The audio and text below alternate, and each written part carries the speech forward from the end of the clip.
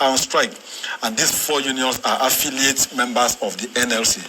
And so, as a mother of these unions, there ought to be effort by the NLC to support their action or to mediate to see if these issues can be resolved.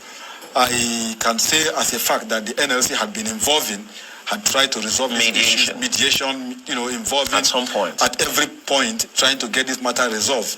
Because I know that the president, that the NLC president Ayiba Waba had, made several attempts, but I wouldn't know whether I want to say the government is adamant in the sense that for a union, for your workers to be on strike for more than 5 months, call it 150 days running and counting, and the country is moving on as though there's nothing that has happened.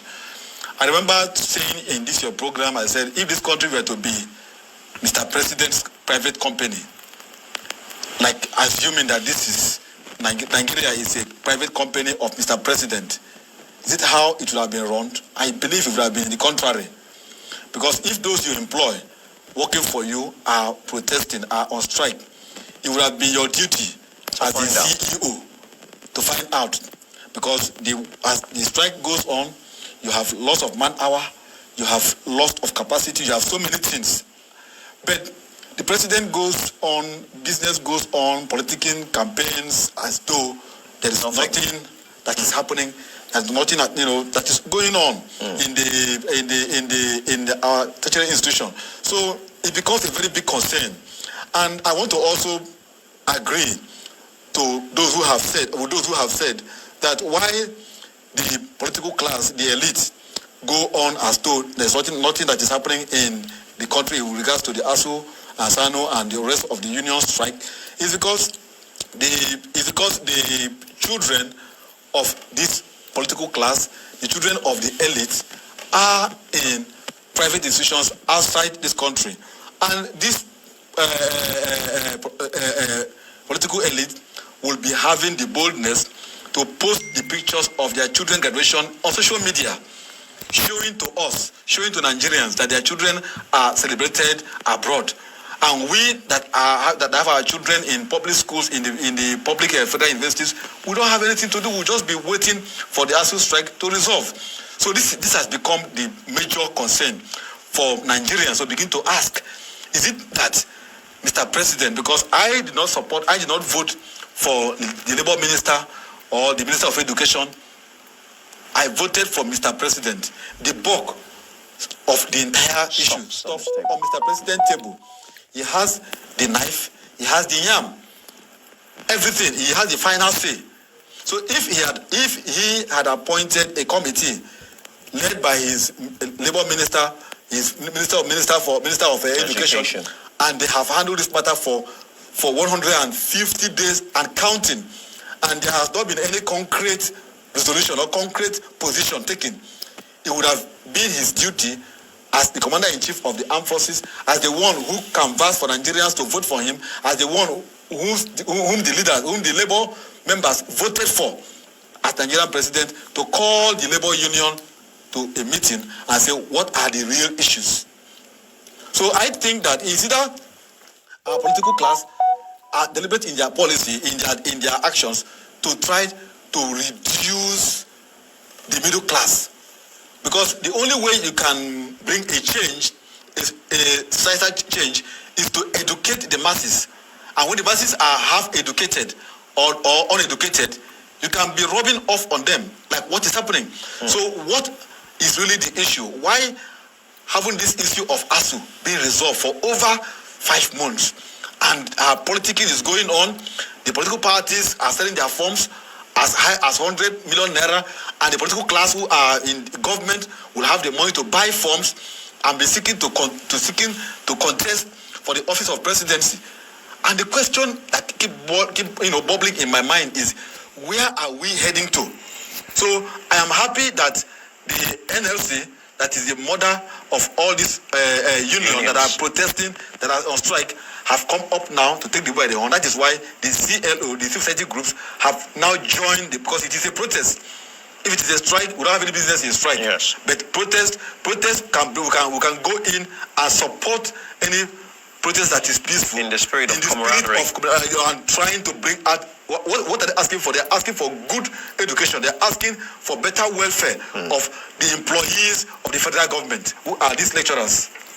That's a good place to start. But let us look at the essence of the strike in the first place, because several mediations have gone, underground. We've seen several committees set up.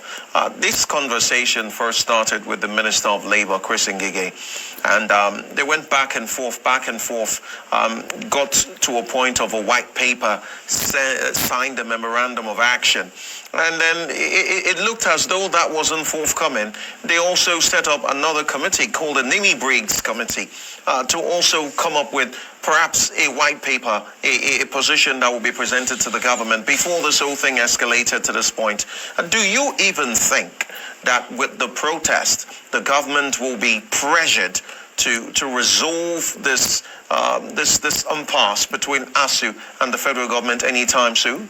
Bear in mind that the president gave 2 weeks to the Minister of Education, so he may not be in a hurry. You see, I don't want to discuss the president's 2 weeks ultimatum.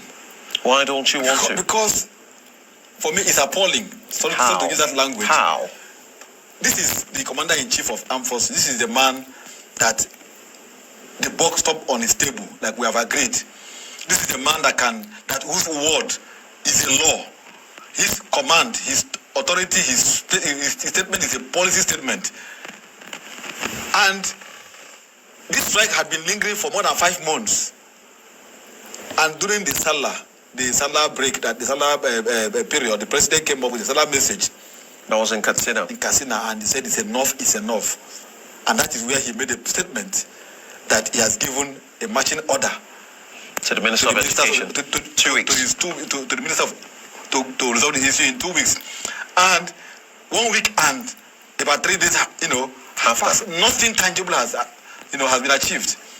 That tells you that the president is not in charge. And it keeps brings my mind. When you say the president is not in charge, he's not in charge. How?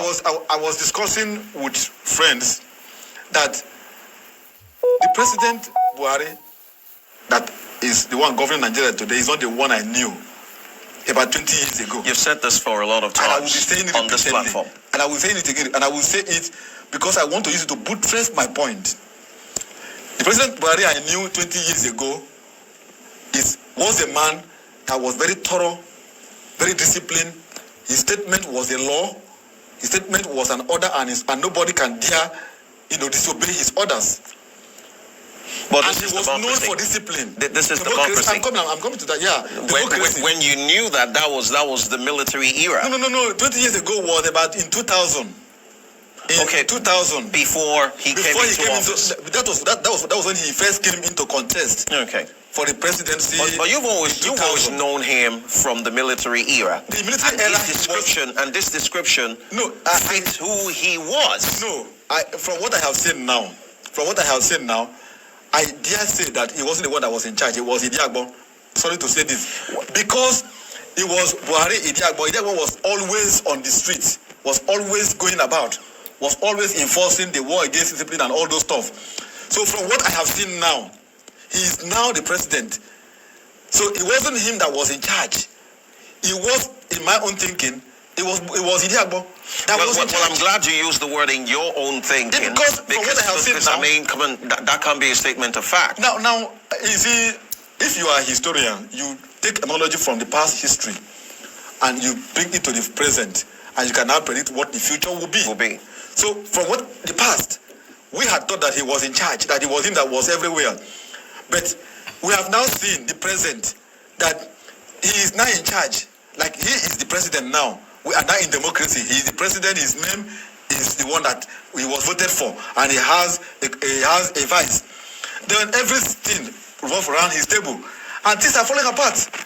Yeah, but so one cannot fault me for saying that it was Idiagbo who was in charge in the military era. Well, as much as you will say one cannot fault you based on this analysis, I would disagree. The reason I would disagree, of course, exactly. The reason why I would disagree is because times have changed.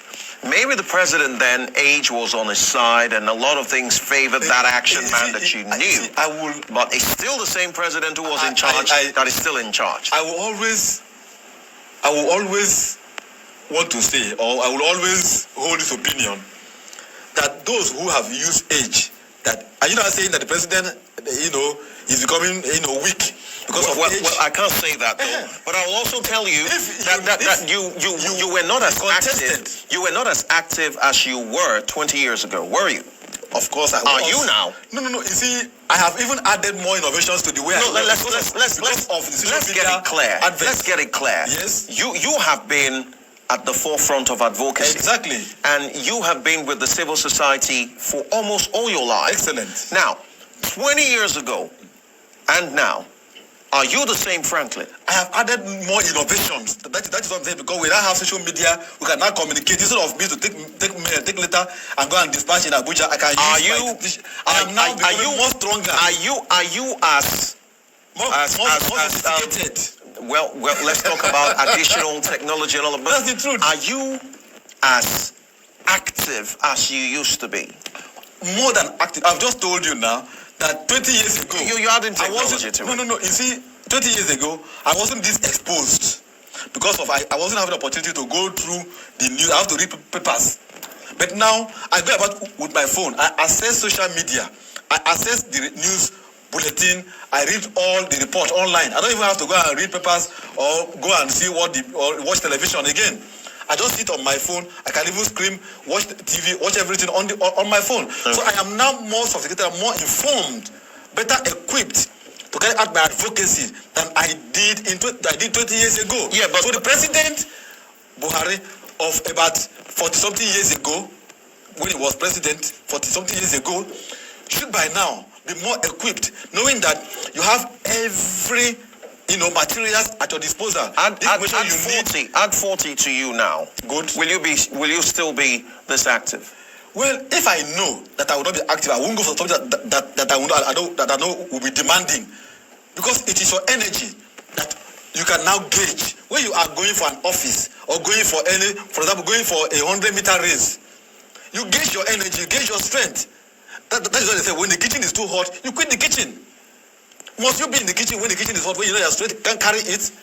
That is what I'm saying. So where are you going with this? He's not able to stand. He can quit. Where are you going with this? I am simply saying that the president is not in charge.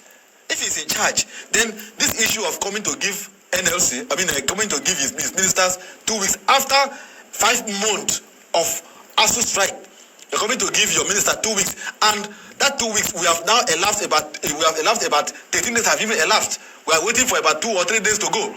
I can say it on air for free that 2 weeks will pass, 1 month will go, nothing will happen if NLC will take this protest serious.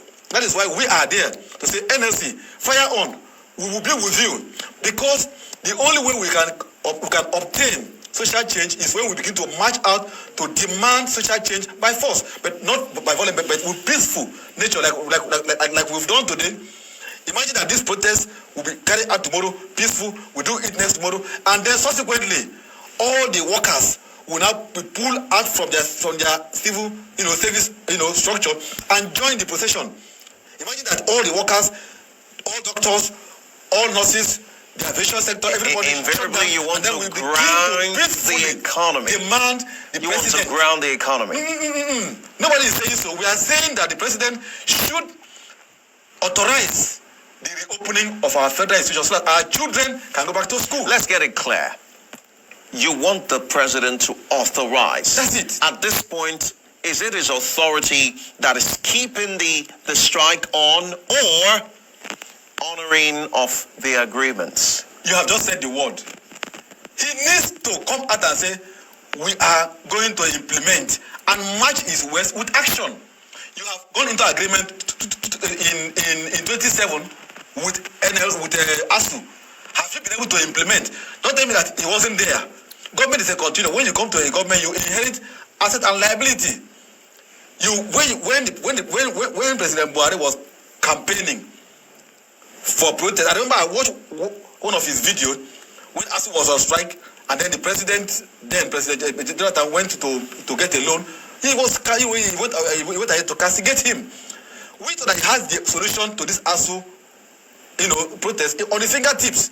So if haven't given the opportunity and he stepped in over 7 years gone, and Asuu is still demanding that agreement that was reached in 27 should be implemented. Something is wrong.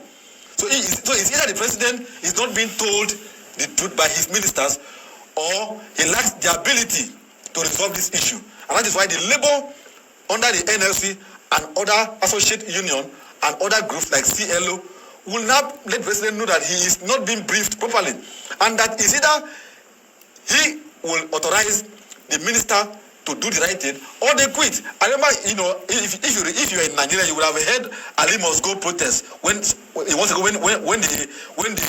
NAS union and other affiliate bodies called on the Minister of Education to resign.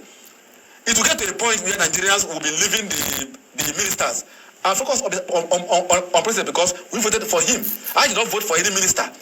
I voted for Mr. President. If he's unable to resolve this issue, then he should quit. What we'll do is I will review some of the protests that happened today. Some of the clips that we have, we will show you those clips, and you will listen to the address or addresses given by some of this NLC chairman in their various states, and then we'll come back and talk about the history of protests by the NLC. How effective has it been? We'll be back. Please watch this. You'll be getting this heat. There's a heat on the land. The security should want us in authority that this cannot be contained. Therefore, everybody should put pressure on those in authority that the issue of schools should be resolved. Here I am with our president. Just like we have the deputy speaker, a woman, we have one of our presidents, the president of the United States. Whatever it takes, we should get our children back to school. Whatever it takes. Because if you talk about insecurity and you release an ordinary, vibrant, mentally, vibrant, physically. Of the National Executive Council, that the Government Workers hereby presents the workers' position to His Excellency the Governor to help us solve the matter. Can you give 3 Bosa to His Excellency? Bosa! Are you sure he will do it? Yes! Comrade, may we hear from his mouth. Can you give His Excellency Bosa again? 1. Bosa! May we hear. At the end, if he's a loving father, he not going to give us water? Your Excellency, you have the mic.